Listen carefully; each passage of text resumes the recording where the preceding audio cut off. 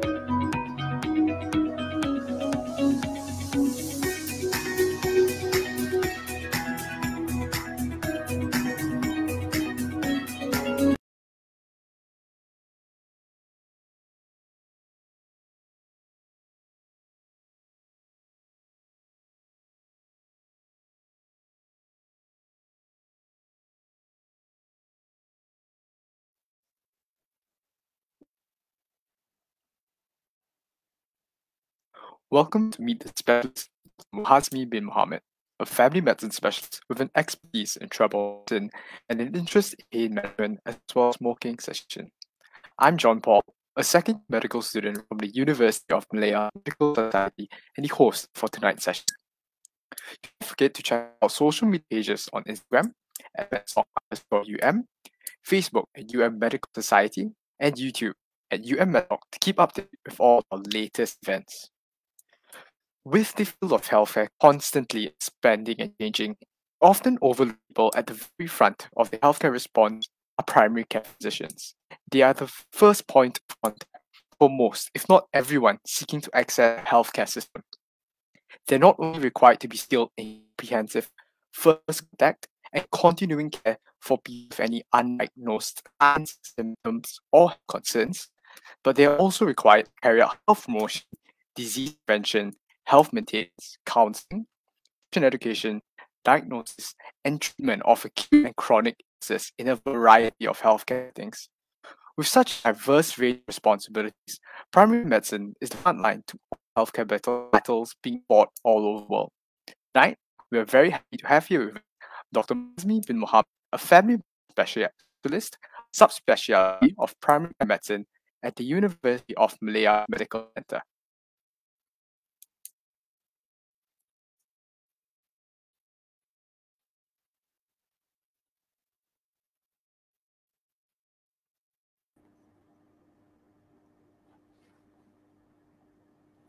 Welcome, Dr. Mohazmi.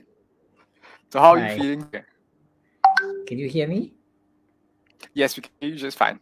Okay, good. All right. So how are you feeling today, Doc? I'm good. A bit tired because just got back from the conference. It's a family medicine conference that we have every 2 years. And this year is slightly different because this is the first time we had it fully online. Yeah. All right. Okay. So before we start today's session, just a reminder that feel free to leave your questions in the comment section down below throughout the session, and we'll address them later on in the Q&A session. So to kick things off, Dr. Mohamed, would you like to explain to us a bit more primary care and family medicine? First, I'd like to thank to the moderator John Paul for moderating this session for this 12 the 12 episodes of Meet of the Specialist.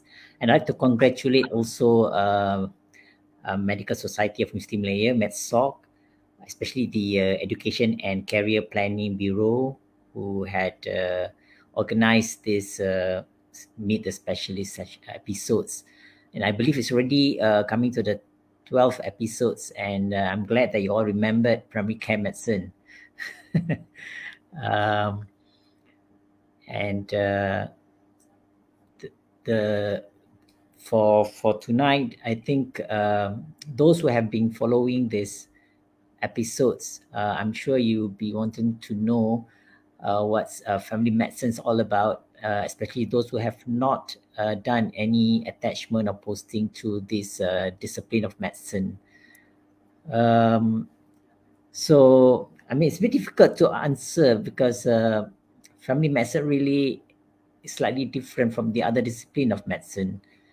Perhaps because the other discipline are known by the disease that they treat, like orthopedic surgeon or obs and gynae, cardiologist. So they're very much disease based. But family medicine, there's no disease relate to it really, because actually we are looking after the family. That's why it's called family medicine. And of course, family with who had illness, disease, or even during when they are healthy as well. So it's not about disease, but it's more about a patient. So we deal more with patient rather than disease. I think that's the under the nutshell that I would explain. Sometimes they would ask me, what specialist are you? when then I said I'm a family medicine specialist, and I will expect to see that blank face. Family medicine, what's that? So and then they start to relate it with family planning. So I said, yes, family planning, yes, we do that as well, but it's not just family planning. So to cut it short, to make them understand or what family medicine is, I would say that I am a specialist in general. And then they start thinking again, how do you specialize when you are in general? So yes, I would say that now there are specialists out there who is specialized in general. And the next question is, so what do we do? Yeah. So perhaps I can probably show you slide of and explain a bit through my slide. Can if you don't mind, I share the slides. Sure, no, doctor. Take that. Okay, just one moment. Share screen.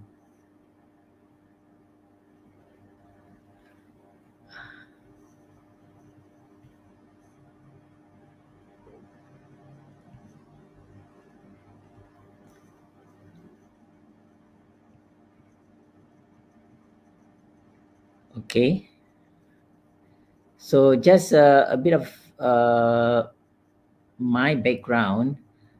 I graduated from University of Malaya in 1994. So, and even before that, I was doing matriculation in University of Malaya as well since 1987. So you can guess my age. And after I graduated from I was also doing housemanship in PPUM. By then, during that time, it was called University Hospital. So we need to do 2 years. No, that time was what, 1.5 years of housemanship. But at the end, after some additional posting, that it was 2 years, and then I was started to think about doing. Been trained as a specialist, and I was trying to figure out what field I would choose. So during that time, the last posting when I was in PPM, I was doing pediatrics, and I really think that I should be a pediatrician because I thought that I'm quite comfortable with children, and probably children are comfortable with me as well. So I was considering pediatric really. And after a lot of thinking, because when I do all the posting during the housemanship, I tend to like almost every posting, perhaps except ONG. So it's very difficult for me to choose. Then I thought that I should choose something that I can have bits of everything. So perhaps that's one of the criteria why I did consider family medicine as my for my master's training. Furthermore, I think that being a pediatrician is really, really hard work, and they're very how pediatrician work. They're very dedicated, and so I thought that I can't be positioning myself as a pediatrician, so I decide to choose family medicine because I know family medicine there is also areas where I deal with children as well, right?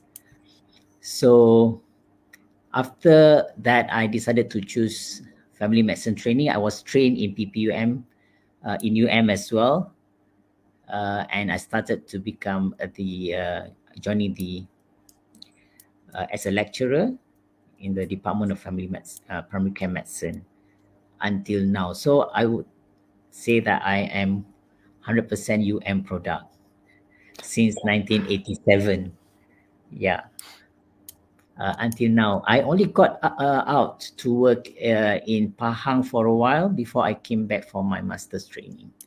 So really, I know every corner of this hospital as well as UM. So this is, I mean, if you can see in the picture, this is the primary care medicine block right in front of the hospital, and we have the new plaza next to it. So those who are familiar with PPM, yes, you know what I mean. Right. So quickly, probably I would want to show you this diagram, probably to give you some overview where family medicine falls in. As you know, that medicine is a very wide field. It encompasses, different areas, but of course, medical students usually see this part, the clinical part, and probably non-clinical as well. So under the clinical, you can divide it into two big groups, which is medical or surgical. Yeah. So of course, medical are mainly those who do not deal with surgery, internal medicine, family medicine, psychiatric medicine, pediatrics, emergency medicine, sports medicine, rehab, and NS. Okay. And on the other hand, the surgical counterpart, you have the surgery, orthopedic surgery, obs and gynae, ophthalmology, and ENT. So family medicine falls under the group of, under the medical group. And if you look under the medical group, like internal medicine usually deals only with adult medicine. Pediatrics only deal with children. Psychiatric, of course, adult, but with just dealing with psychiatric illness. Emergency medicine is quite similar to family medicine, but they are more, in a high adrenaline state where there's a lot of emergency going on.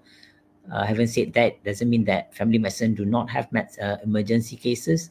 We do as well, but so emergency they do more towards emergency cases. Sports, again, related to sports, rehab. So they are quite specific, whereas family medicine covers, I think, the very broad areas, which only not under the medical, is also cross abroad to the surgical as well, because we do surgical cases, though we do not do surgery, but we see other surgical cases as well. So you can see that family medicine is like, it really like encroaching into other areas as well. Not forgetting the public health division as well. And if you look at the other areas, you can also end up being an administrative work in a hospital, being the probably looking after human resource budgeting and things like that. Even that in family medicine, we are also doing a lot of administration work. When you become a family medicine specialist, you are heading the health clinic, so you need to do a lot of administrative work. Teaching, if you end up in a teaching hospital, so you decide to become an academician, so you will be also involved in teaching undergraduate, postgraduate, like what I do. So if you are joining the academician, you are going to do teaching, clinical work, as well as research. Yeah. So basically, this is how you look at the whole field of medicine. So at least you can see that where you think that you want to fall into when you graduate later. So this is the example of a clinic kesihatan, or health clinic we call it. Nowadays, the health clinic is very huge. We have a lot of new health clinics, upgraded health clinics. If you look at, this is our latest model, Clinic Kesihatan Kuala Lumpur, right in the middle of the city. So yeah, if you have the chance to go and visit there, then you know that primary care medicine is something that you may want to consider, because you know, these clinics are now very well equipped. Every clinic, most of them have a family medicine specialist. So that means that the community, the public, are accessible to specialist care at the clinic level or at the community level. Yeah.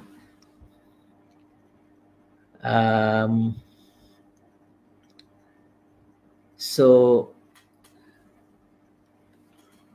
the term primary care doctors actually includes also general practitioners, GP. They are also primary care doctors, or sometimes we call ourselves family physician or family medicine specialists. They are all the same. The only thing is family medicine specialists, those who is trained in this field. And this is the faces of our family medicine specialists. Some are if you note, some are in our hospital. Some actually been trained in our hospital as well. So these are all the friendly faces of FMSs. So FMS actually works in health clinic kesihatan throughout the country. Some bigger health clinic have more than one FMS. Okay, and some end up in universities like me. So initially, USM, UKM have family medicine specialists to train those who interested to join the master's program. And now UPM, UIT, MUIE as well open this program to their students. And some actually end up open their own practices in a private practice. They have their own clinic or works in the medical centers. So it really that, you know, either you are in the government or in the universities or as a private. So now we have FMS everywhere, you know, accessible to this FMS services. How many of FMS we have now? To date, this is 2020. If you can see that we have 546 FMS throughout the country, including Sabah and Sarawak. So this is the breakdown of each states and each district. So if you can see that every district, for example, Kelantan, they have 10 districts. So each district all are occupied, all have FMS. But not all clinics Satan have FMS. Some, a smaller one, they may not have FMS, but FMS will cover those clinics as well. So if you think that you would like to work within the community, I think this suits you well, because all the clinics Satan are located in the community. But yes, if you still want to work in big hospitals, you may need to consider to join the academic.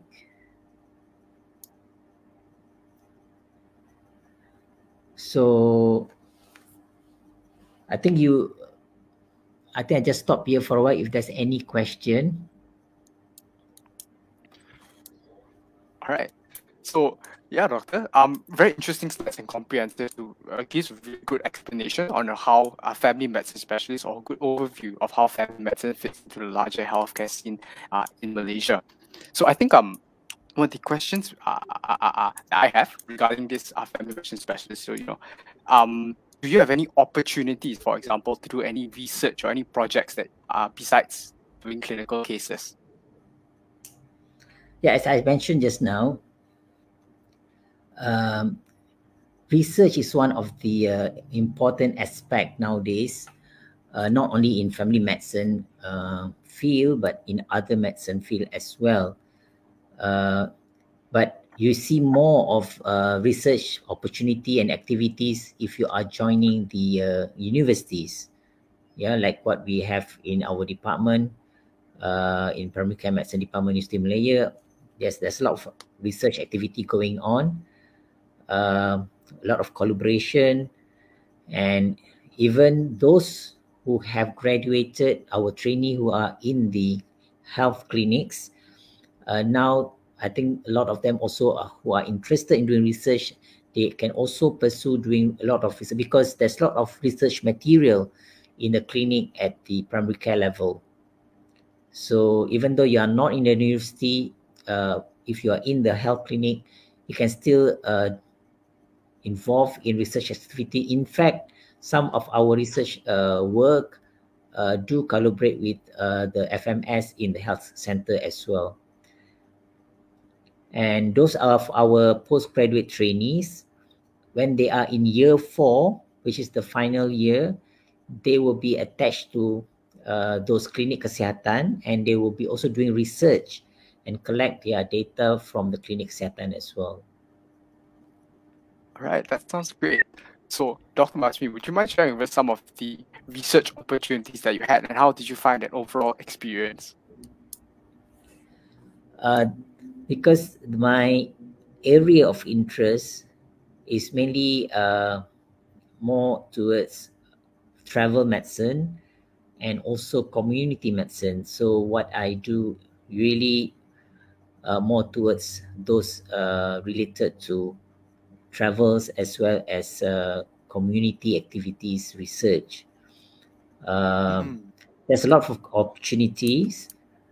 In fact, because the nature of this discipline is broad, so actually you can choose any area of your interest, because whatever you choose, it will fit into family medicine. So for example, the one I'm doing is on travel medicine. I do involve in pilgrimage, health issues, travels issues, as well as working with the community to educate community regards to all the common diseases that we have. So mainly one of the big pillar in family medicine is prevention. So most of us will somehow rather look into preventive medicine type of research. Okay, right. That sounds very interesting, Doctor. So, what are some of, let's say, the common challenges that you face, let's say, as a family medicine specialist, whether it be research or your clinical projects? Challenges, well, we are, I mean, throughout the country, all the family medicine specialists, because they are heading the clinics, and meaning that their, I mean, our work is not only limited within the wall of the clinics, and it's not just looking after patients. When you become a family medicine specialist, as I said just now, you need to look at the whole aspect of the clinic, including the staff, facilities, the projects, the programs that Ministry of Health conduct. So there's a lot of things to be done really, and that's make it very difficult for a family medicine specialist to focus on, because there's too much things on their plate. On top of that, the other challenge is also in terms of trying to connect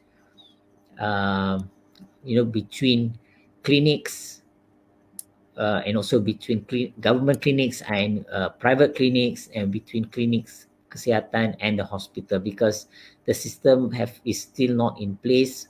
So it's quite segregated, and because of that, it's very difficult for us to link patients' records, and because of that, it will delay a lot of the management of the or care of the patient.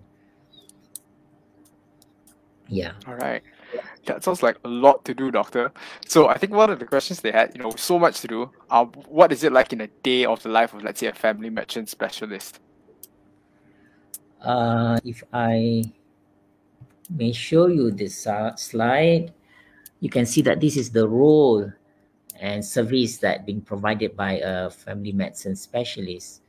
Of course, first, we are the frontliners, and as a frontliners, you have heard this a lot during this pandemic. We are the one who is going to, as the point of entry of patient into the healthcare system. So we are facing them in front, and we really like. It's very important because we are the one to decide what to do with the patient, where to send the patient, whether can be discharged or should we admit, should we refer, are they ill, are they okay, are they stable? So it's all of decision here, as a frontliners. And if if the country have a very strong frontliners, it really helps to screen and to make sure that patients get prompt diagnosis, prompt treatment, and prompt referrals. So that's one of our role really, as a gatekeepers. Yeah, that's another word that we use. And when we are in the clinic, most of the time we see patient of different types, but mainly our group of patients that we see are those with either acute problem or chronic disease.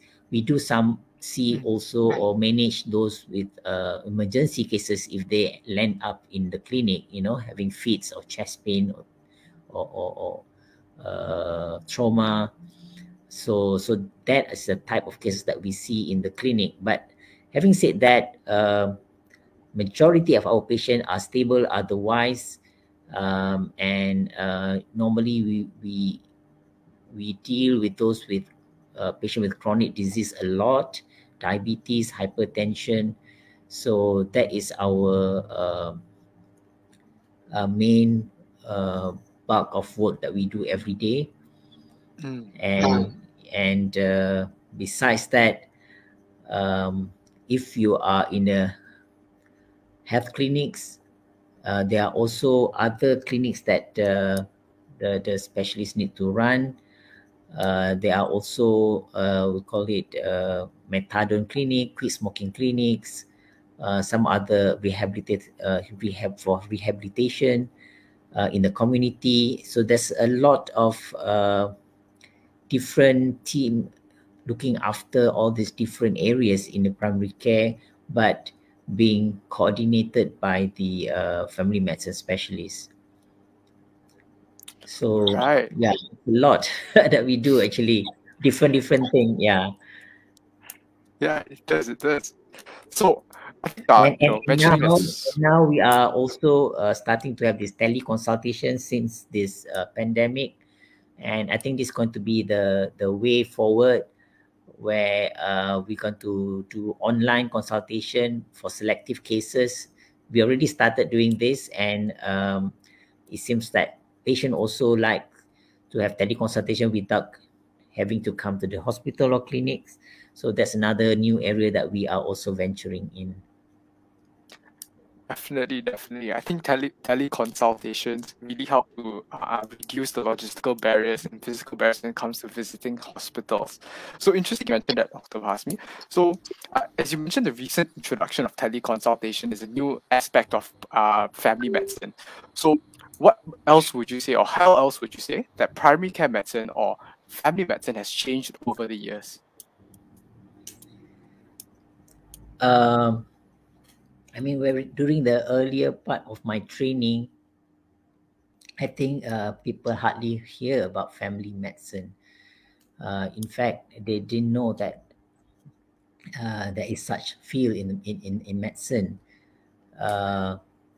And during those days, there's no specialist in the health clinics. It's only managed by medical officers, or even some health center is only managed by the medical assistant only. Yeah, those, you imagine that those days there's no specialist in the health clinic.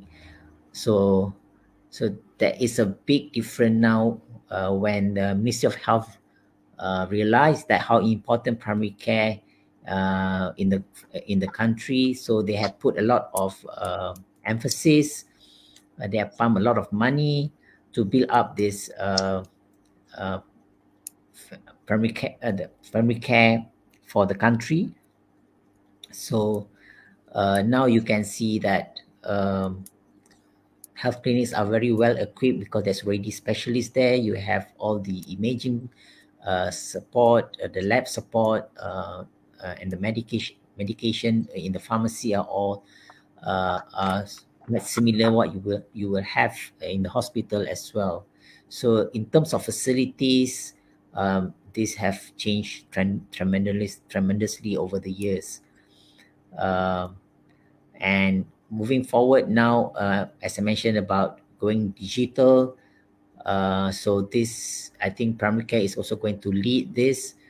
In fact, during this pandemic, we started to have a system whereby we start off with telephone consult first, where we will call patient to tell them about their blood results without consultation, just simply telling about their recent blood results, so that you don't have to come over to know their blood results. So that was something that we did not do before, and with this teleconsultation, it's still new, but it's picking up already. All right, that sounds very interesting, doctor. So what would you say are the important traits and characteristics needed for primary care medicine or family medicine specialists? Because you mentioned there's a lot of change, there's also a lot of things you have to consider. So what would you say the important traits are? Important traits, well, because family medicine, we are not specialists. When after all these years, I just thinking, what are we good at, and really actually we are not a specialist in disease, but we are specialists in human being with or without disease. So for that, you have to have a trait where you really have to have a genuine interest in other people. I think that is really, really important. If you don't have interest in other people, I don't think that you would be suitable to become a family medicine specialist. So because patient can feel it, if you are really interested in them. So whatever we do in our management or care of patient is always patient-centered. We always think about the patient, even though there's two different patient with similar disease, for example. Both have upper respiratory tract infection, but the treatment may not be the same because it's very individualized, it's very personalized. So that's how actually we put patient into the perspective, the patient-centeredness. So you need to really, really have this genuine interest of people. You should like to talk to people, and of course the caring attitude. Of course, I know this should should go across the board in other discipline as well, but it's very, very particular in family medicine, where this is the attribute that we would think that is important.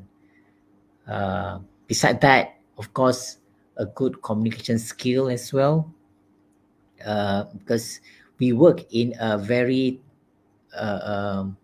busy clinic. Can you imagine that every patient we spend the most 10 minutes? So within 10 minutes we need to do everything, we need to know everything, we need to manage patient as well. So that's quite challenging in a busy clinic, and because of that we need to have a good communication skill for us to get to the point and to make a diagnosis very fast. So communication skill is vital. Problem solving skill is also important, as well as observational skill. So I think these three skill is something that must have as a trait of a family medicine specialist.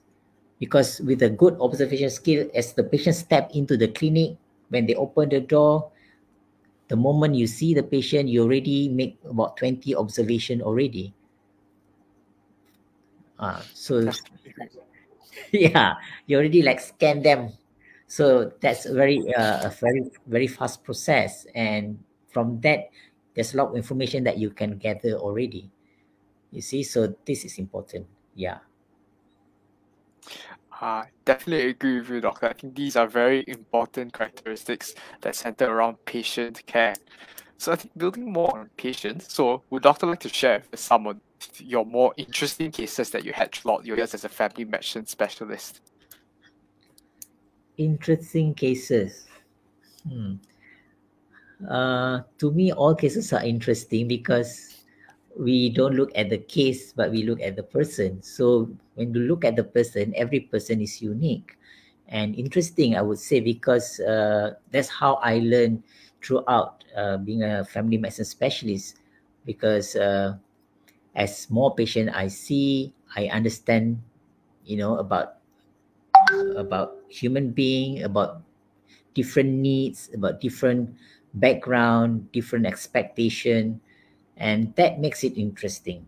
It's not about the disease that make it interesting, but the person with the disease. So so to me, whenever I go to the clinic, when I see patient every day, is a new experience. I see different patient every day. Of course, those who come for the regular follow-up, I see them over years, over time. And because of that, we build a very strong doctor-patient relationship. And I really know my patient by heart. I know their families, I know their hobbies, I know the name of their cats, I know where they like to go for their holidays. So do you see what I mean? Interesting here. It's interesting about the Yeah. person. Yeah. So every day, every patient is interesting. So it's like a Wow. story. It's like a story, really. That sounds like a great approach to work, Dr. Mohazmi. Yeah, okay. So I think building on that, so would you mind telling us like what your daily work schedule is like? So maybe from when you wake up to when you go to sleep, what is that like? Yeah. Uh, it all depends on which day I wake up, because as a academician, it's slightly different from the family medicine specialist in the health clinic, I suppose, because for us in the university, it's a bit more colorful, I would say, because we do different activities in different days. Certain days we are in the clinics, certain days we are teaching the medical students or the postgraduate students. Certain days we are involved in research, yeah, or supervising our candidates in research. So every day there's no like a routine kind of thing. And if you are doing research, sometimes you are not always in the hospital. Sometimes you also go out to the different field as well. And when we, for example, for those in the health clinic, they also work in the community. They go out and meet people in the community. I remember my experience before I joined uh, the master's program. I was in the klinik kesihatan in Pahang. So that was my first experience working in the community. Uh, um, so after housemanship, I was sent straight away into klinik kesihatan in Bentong, Pahang, and it's very remote, and it really suits me well because I like to be out from the city, and I like to be close to the community. So slightly different when you're working in the hospital. There, I'm not all the time in the clinic, because I also go out and do other activities like following the health inspectors to do some inspection. to go to the school, to meet the ketua kampung, to meet the politicians. So really, it is something that you don't, other specialists don't do. Most of them are mostly in either in the operation theatre or they are in the hospital most of the time. But the thing I like about being a family medicine specialist, um, I'm just not bounded just between in the hospital or the clinic, so that makes it interesting. So it's, every day is different. Right, definitely. So yeah, it sounds like you are involved in a lot of things, Doctor. So I think I read somewhere as well that you're also one of the EXCO members for the Persatuan Bulat Sabit Merah for Malaysia, if I'm not mistaken. Yeah, that is something new I pick up. I was never been a Red Crescent before during my school days, but recently during my sabbatical leave, I thought of trying to get involved, because I know in Red Crescent they do a lot of community services as well, first aid services. So and I thought probably I can contribute something there, and probably I can also link it with a university, because but we have students as well. So those who are interested, so that I can also rope them in and can work together with the Red Crescent Society. Recently, during this pandemic, most of the activities that I involved was giving vaccination to these special groups, those who are handicapped, those who have bedridden, who are unable to go to the vaccination center. So we and the volunteers will go to the homes and give the vaccination. So this is another different experience that I had, and it's really eye-opening, because all this while we are in the hospital, we always talk about ideal way of doing things, but when we are really down there in the field, we can see how difficult are people around, and what challenges they are facing, and that's really make us think again, what we do actually is far from what other people are having. So that is really um, a new experience for me, and I feel that it's really make me think again about what's happening in the community. Besides that, um, we also covers giving the vaccination for the orang asli. I know that I think Bakti Siswa have the plan to go to orang asli for the Bakti Siswa. So I did go to the orang asli in Pahang, in Perak. So we also covers and give vaccination to the orang asli villages, and I'm surprised to see that they are very open and accepting the vaccines, unlike the anti-vax. So yeah, so I'm glad that I joined this, because at least I have some contribution in trying to get the country to achieve the herd immunity. Oh, that sounds great, Doctor. So, what are some of the tips you have for work-life balance? Because you seem to be involved in many different things. So, for context of some of our viewers, Dr. Mohazmi is also an advisor for one of the community outreach programs under the University of Malaya Medical Society practice as well. Yeah. Yes, work-life balance. This is important, because as you pursue in this medical field, becoming a doctor, you may get caught uh,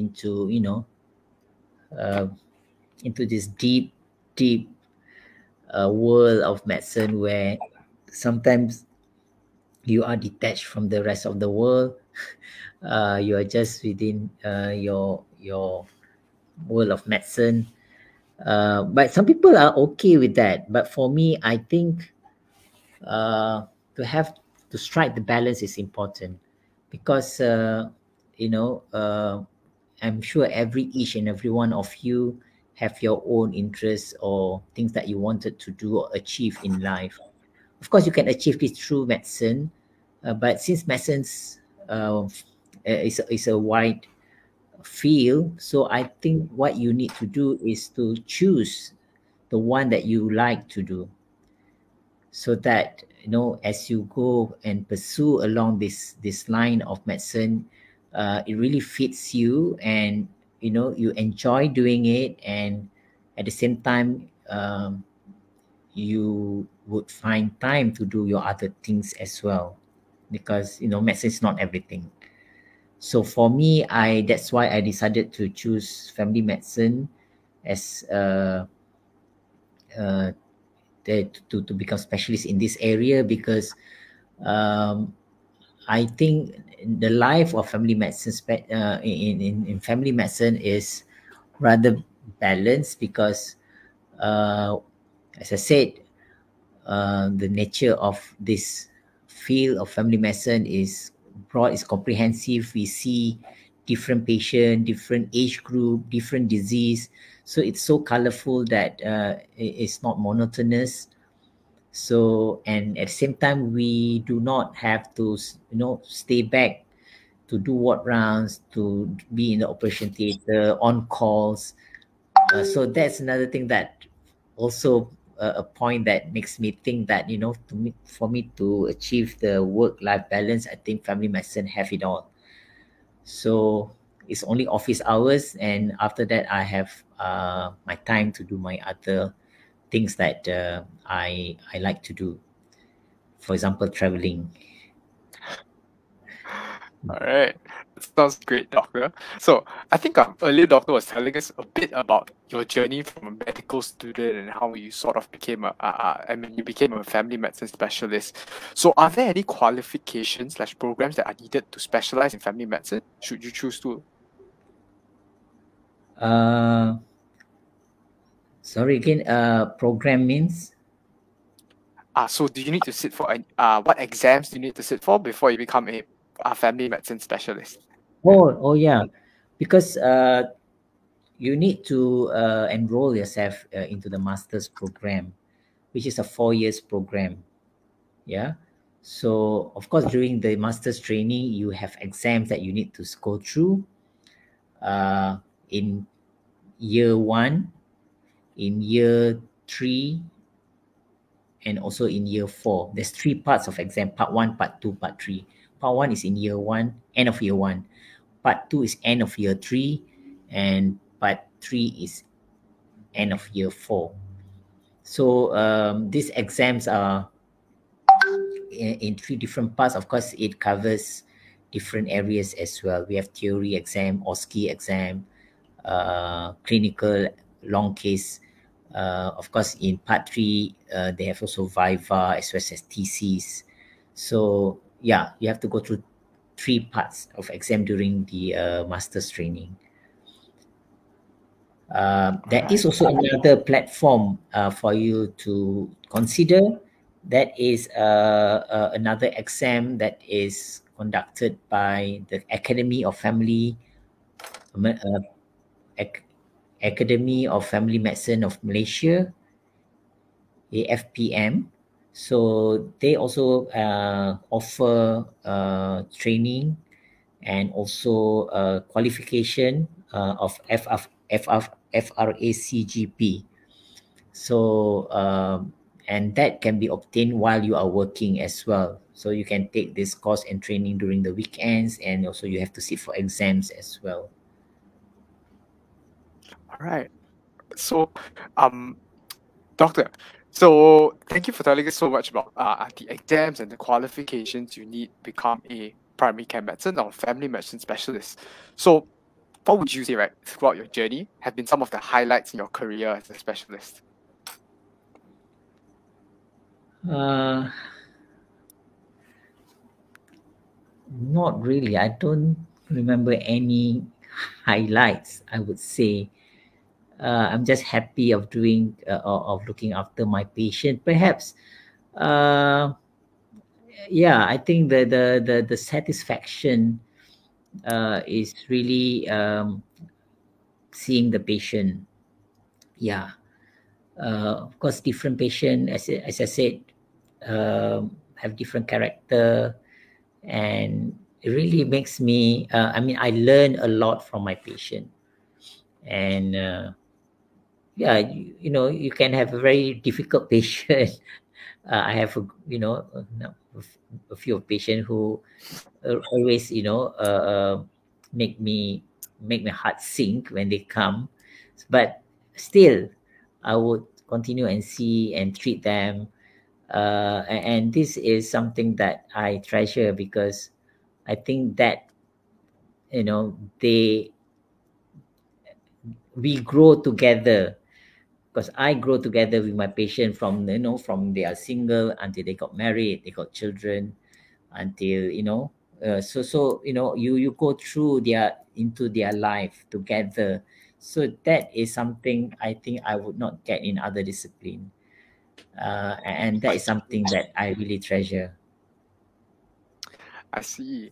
Yeah, those are some really great examples, Dr. Wasmi. So, moving from that, would you like to share some stories, with patients that sort of show how, as a family medicine specialist, you are required to interact and educate your patients as well? Mm-hmm.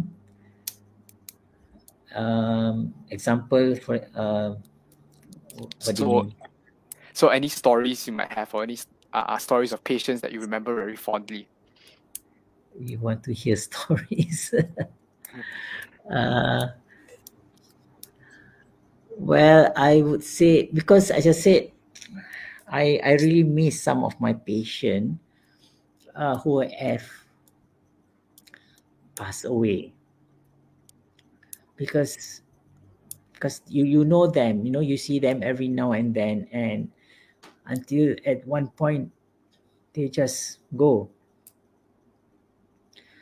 So there's a lot of patients like this that you see along the way, because if you're working in the ward or in hospital, you may just see them once or twice, and you don't see them again. But in primary care, because of the continuity of care, we see them throughout, and we see how they deteriorate, as the disease progress. And that is something I think most family medicine have to go through, and it's quite because the rapport between us and patient are really close. It's like friends, I would say. So sometimes this make me think again whether I done enough for my patient, um, you know uh, and and we also work together with the families, and the relationship really something that some may not understand how we work with our patient. So I think this is there's a lot of stories, um, about patient dying, also stories about happy moments. For example, I just celebrate my birthday last Monday, and every day I'm receiving cakes from my patients. uh, this is something that I don't know, it really shows that they appreciate what you do for them. uh, so this is I think will really make the doctor patient relationship grow stronger. Yeah. All right. Thank you for being so candid with us, Dr. Mohazmi. I'm sure your patients are very lucky to have you as their doctor. So, So, moving on. Yeah.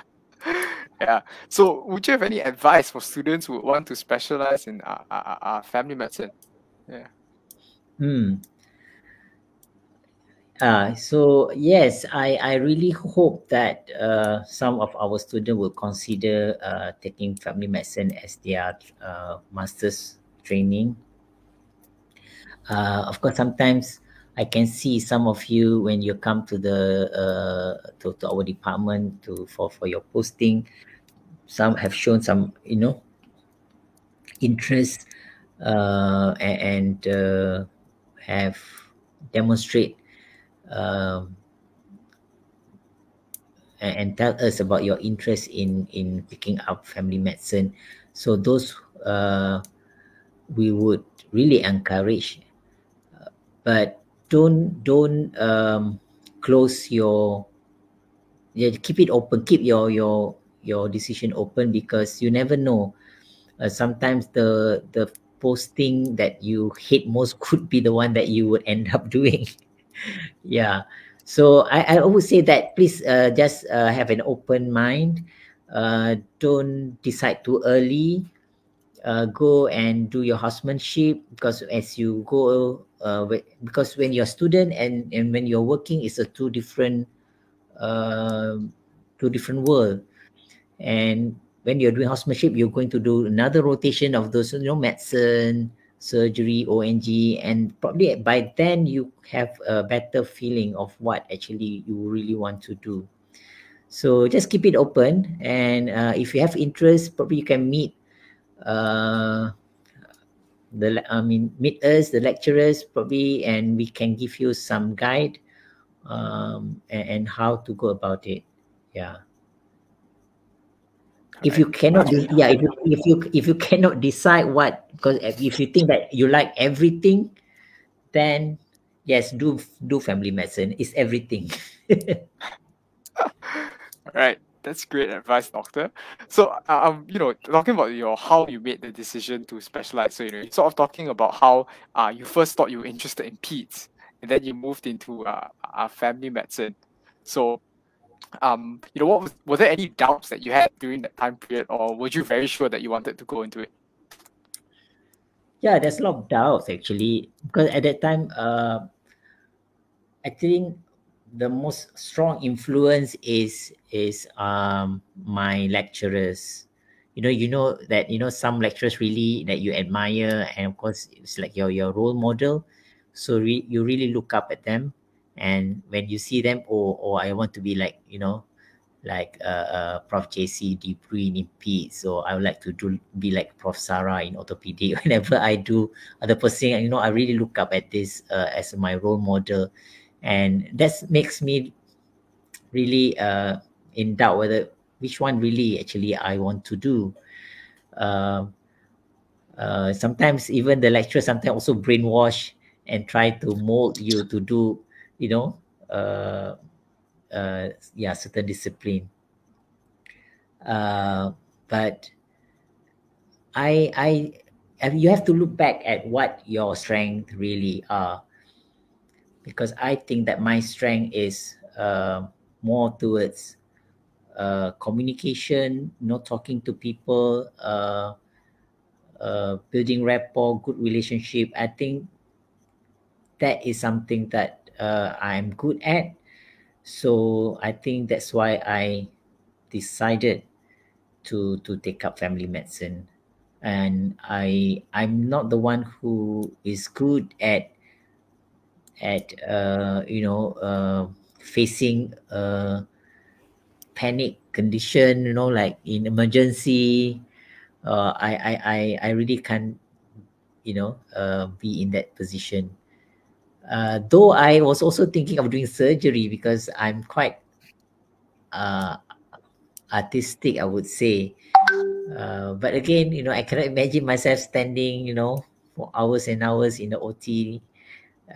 So yeah, so I cannot imagine that. So Right.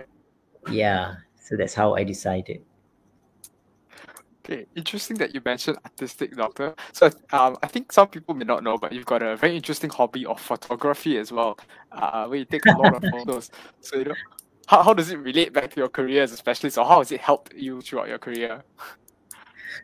I'm not sure whether it helps in probably indirectly, because as I said, one of the attribute as a family medicine specialist is to be to have a creative mind, because when you manage patient, it's not only one way of doing it.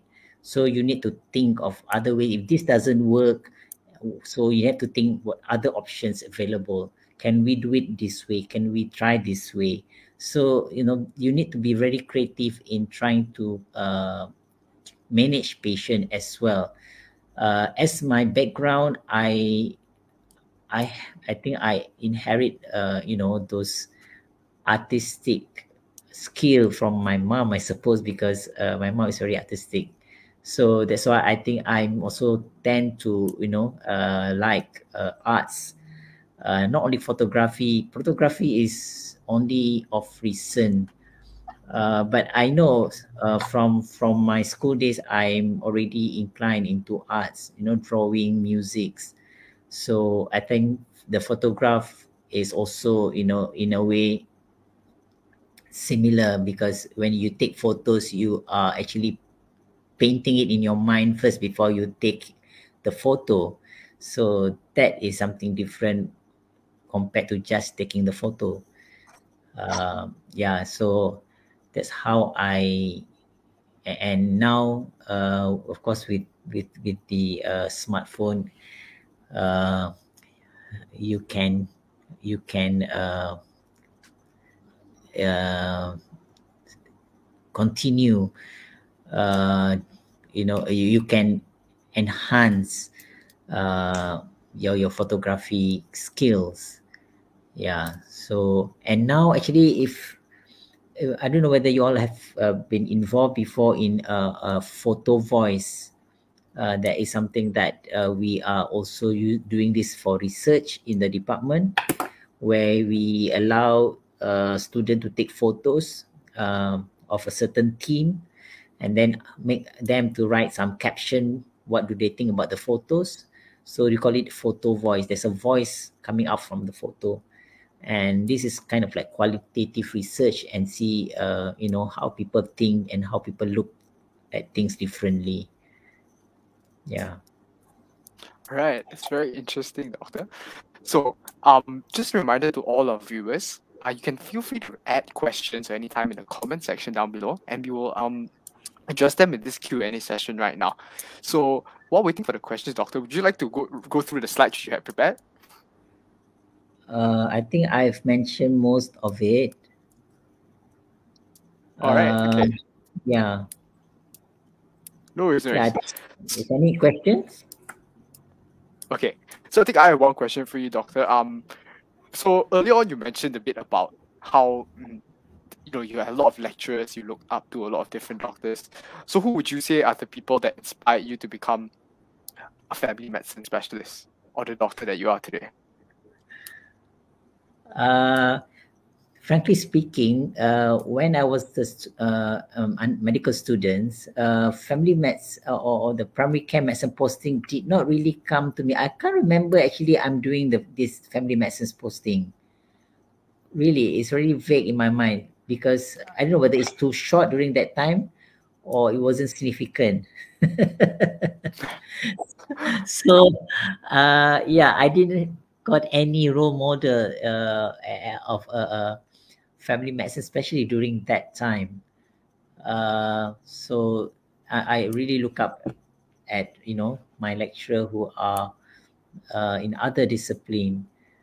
As I said, it doesn't come across my mind that I wanted to there's some influence from someone who is a family medicine specialist. But always somewhere in back of my mind, I always imagine myself becoming a doctor of the typical uh, image of a doctor, where anybody can come and seek treatment. So that's why primary care medicine really fit in that idea, because in primary care medicine, yeah, you anybody on the street can come and consult you, regardless whatever they may have. So that kind of picture of doctor I have in my mind that I wanted to be. So yeah. Right. Okay. Thanks for sharing, Doctor. So building on that, somebody just asked me, in fact, Hmm. if you weren't a doctor now, what would you be doing today? uh, well, I wanted to become a teacher, so I am a teacher. In yeah, because both my parents' background both are teachers, so but I have a very strong I idol, I would say. My biology teacher during my secondary school, I think she's the one who actually inspired me to become a doctor. So that's why I thought if I'm not a doctor, I would become a teacher, because I really look up at the profession of being a teacher. So since I have both in my mind, teacher and doctor, so that's why I decide to become an academician in the university. So I got both world. Yeah. Right, that sounds great, doctor. Yeah. So I think moving on, earlier we were talking a bit about your journey. So now you're talking about a bit from your high school days, how a biology teacher inspired you. And so maybe you can describe to us about how your journey has been from, let's say, a first year medical student, just coming into University Malaya, seeing how big everything is, and then coming to where you are today. Because I came from a boarding school in Kuala Kangsar, and when I uh, after SPM, I continued to study in matriculation in Pusat Asasi Science in UM. I think those days there's not much choice though. I don't know how I end up in Pusat Asasi Science, but yeah, probably my results, I suppose. And I do choose to be in UM because by then I already see that I'll be going into that direction of becoming a doctor already. Yeah, so because of that, I really create that path, from matriculation. I will go straight into the Faculty of Medicine in UM because, yeah, of course, UM is my first choice.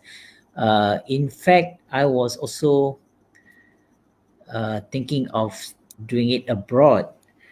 But I was offered to become a dentistry program in UK, and at that time I was really confused, and I asked my parents, should I proceed to go to UK but doing dentistry, but I wanted to do medicine. So because of that,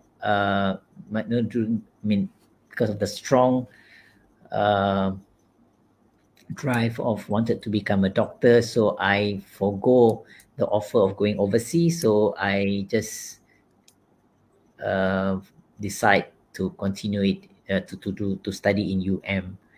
So, and when I was in first year, but I thought it's quite smooth sailing though. I didn't get into much difficulty, but when I was in final year, I failed my final MBBS exam, and that hits me quite bad, and I need to repeat in the next 6 months, and I pass.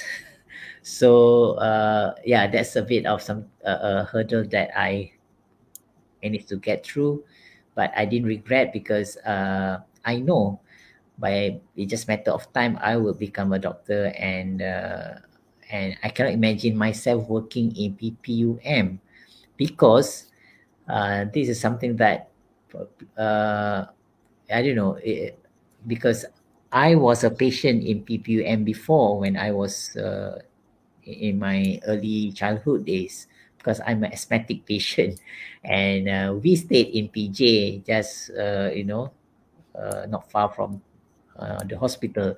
So uh, my asthma is not well controlled. Almost every other night, my dad will send me to the emergency for treatment.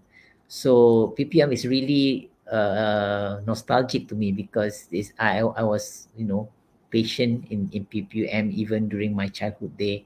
And I cannot imagine actually I'm a doctor here now in the same hospital. So yeah. Wow, that's an amazing story.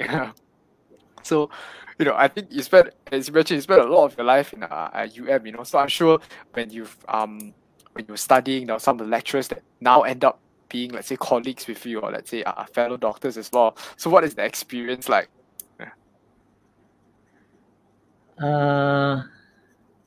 You mean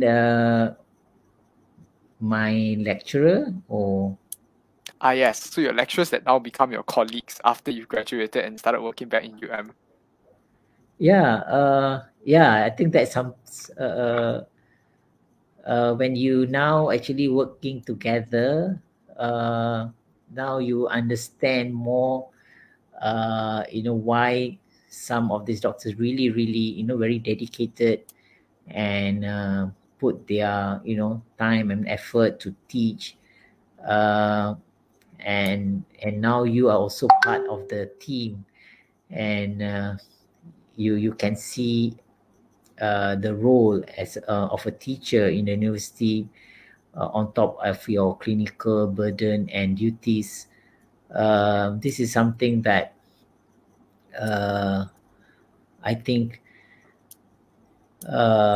contribution that that you give to for the country. This is I think this is really tremendous. Seeing that your students, how they have uh, matured, and how they have from first day they come to the faculty until they graduate. You can see the change of your own students, and when they graduate as well, of course, as for the postgraduate student as well. So and you can see every year in year out, student come and student go, and that actually makes you feel happy. Yeah, that's the real happiness. Right. Sounds great, doctor. Yeah. So moving on. What are some of the support systems you have in place, doctor? So, for example, friends or family that you hold dear to you that help support you through, let's say, any throughout your busy periods or your tough times that you face as a doctor. Yeah. You, of course, it's not a smooth sailing journey. Because there are times when you face difficulty. For example, during my undergraduate, when I fail my exam, uh, and during masters also, there are exams that I need to repeat again. So those are the tough times, and when you need to do research, uh, these are the things that uh, it is it's very challenging. And that time you really need a good support. Of course, my support mainly comes from my friends and my families. Yeah, they have been very supportive throughout these years, and I cannot thank them more because they are always there. Yeah, so you need to have a really good support system in this medical field, because it's really challenging. Yeah, because as you go along, there are different challenge at different stage. All right. That's good to hear, doctor. So I've got another question here. About what are some of the specialties that you engage with the most as a family medicine specialist? So interdisciplinary. Interdisciplinaries, because I think we have quite similarity in the areas that we do, with the if in UM we call it social and preventive medicine, SPM, because they are looking at the public health aspect, and of course we also work in that area. So I think there's a lot of work, or interdisciplinary work with the public health counterpart. Uh, besides that, of course, the other discipline, but because we are able to actually engage with any discipline for that matter, so we don't feel awkward. We can also attend any conferences organized by other discipline as well, because again we can learn from their specialty, which also can be applied into family medicine. So we are actually everywhere. Yeah, we can just knock into other people's door. Yeah. All right. Okay. So I've got another question here, Doctor, about why you chose to, or what inspired you to, let's say, go to travel specifically.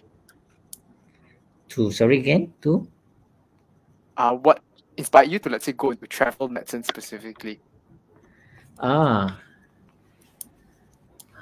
think it starts off with when I joined as a medical team in Hajj pilgrimage,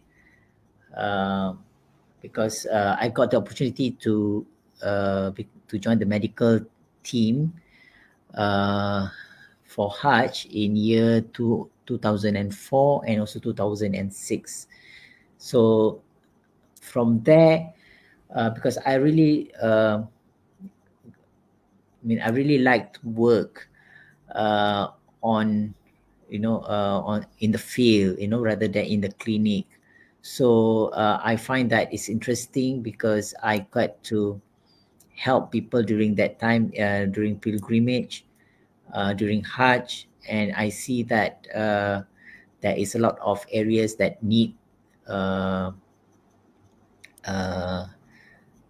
be improved in terms of the healthcare. So from there, I start to develop this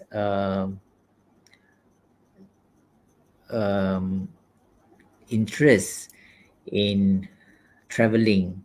And whenever I do my traveling, I would also include some activities related to the community, and doing some research, doing some screening, and that also makes the traveling more meaningful, because you got to mix and mingle with the community and understand the people and the culture more.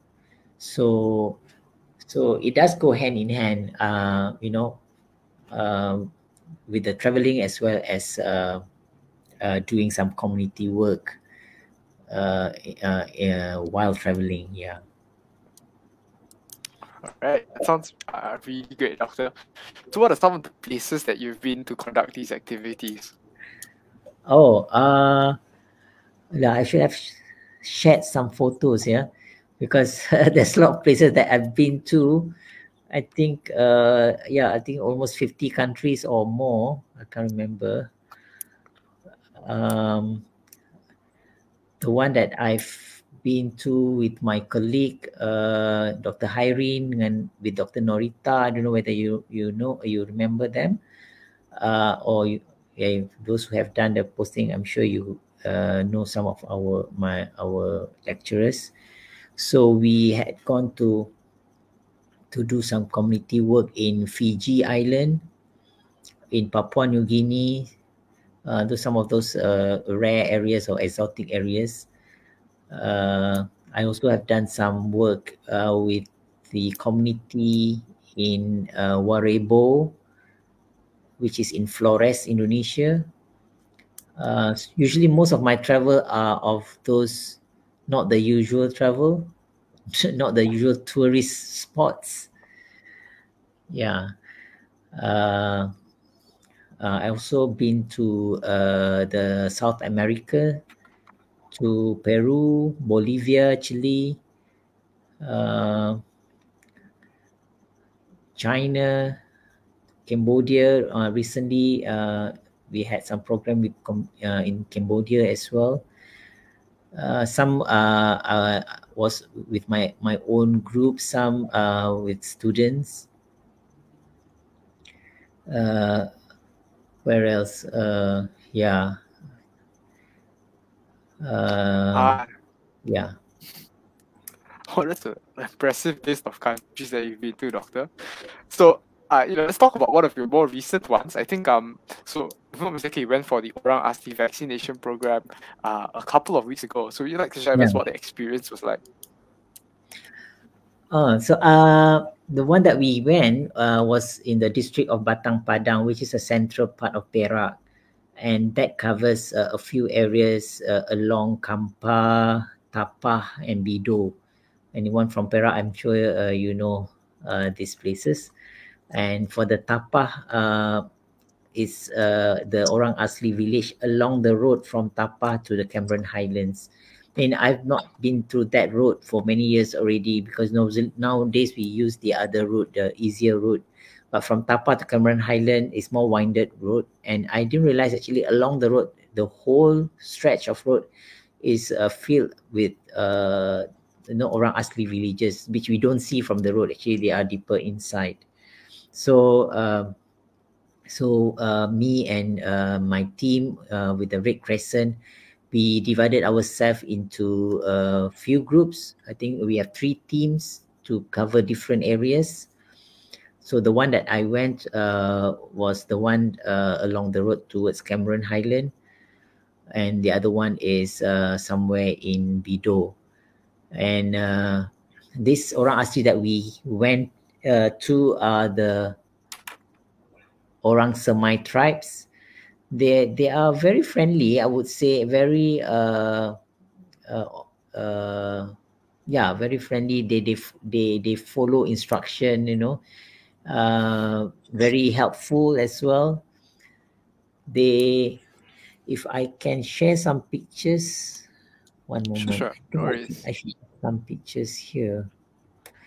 Um, they they they look quite resemblance like a Malay, not too different.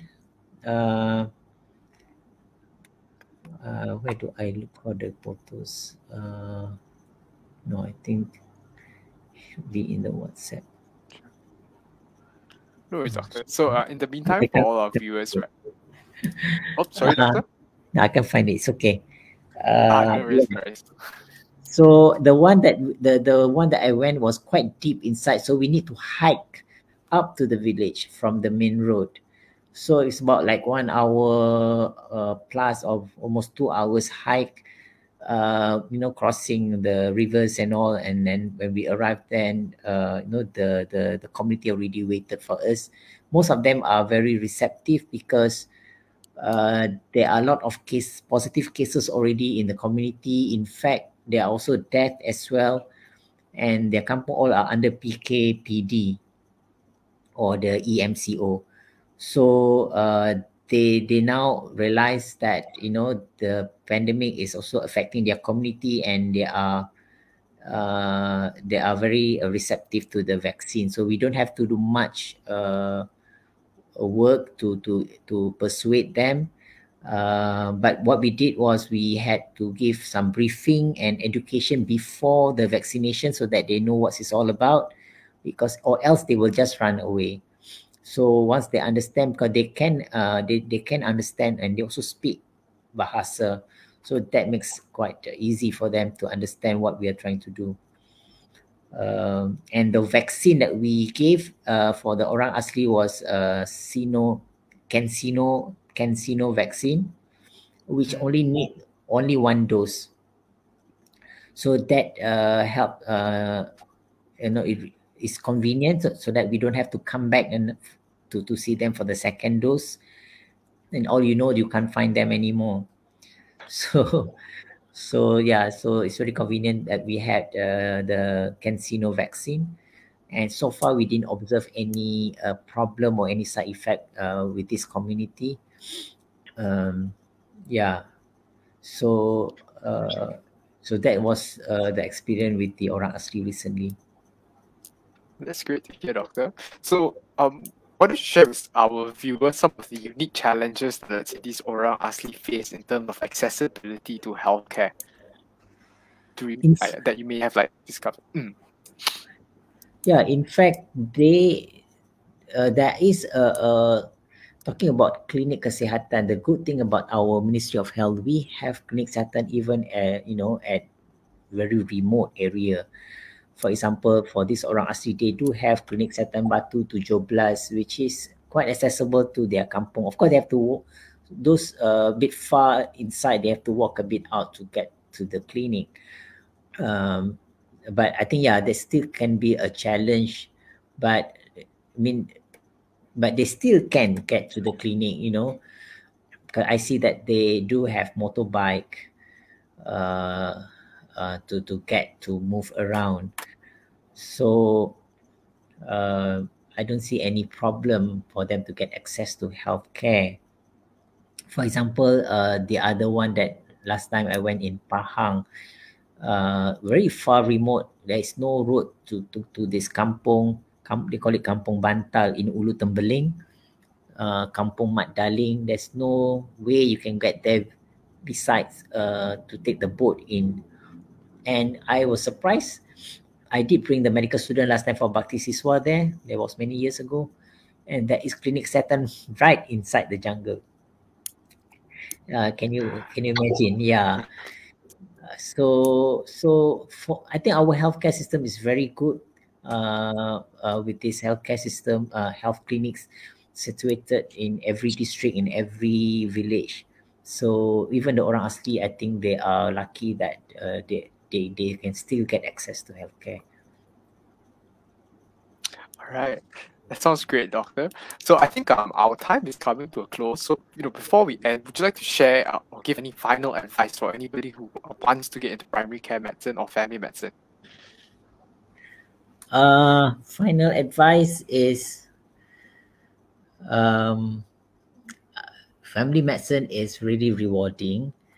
If you become a family physician or family medicine specialist, this is an area of medicine that I think will is very it's really interesting and also demanding. It's not that easy as you may see it. Of course, you compare with cardiologists or neurologists. Those are very wow, high tech thing. For us, we are just in the clinic. We are prescribed paracetamol. Sounds like easy work, but try to see in the clinic, and you see, what are the challenges and difficulty we face, because we need to solve every patient's problem that comes into the clinic. And at the end of the day, you really bombarded by different patients, and it's also clinically challenging, because you need to be at the tip of your fingers. You need to know everything from from every different discipline. So your knowledge and your skill must be very sharp. It's not easy, I would say. Yeah, if you may think that, compared to the others discipline. In terms of the training, also you can ask our if you have any of your seniors who had done this or in the doing masters in family medicine. I'm sure they would share their stories of their challenge of going through this training, because I think because the breadth of the discipline is too wide.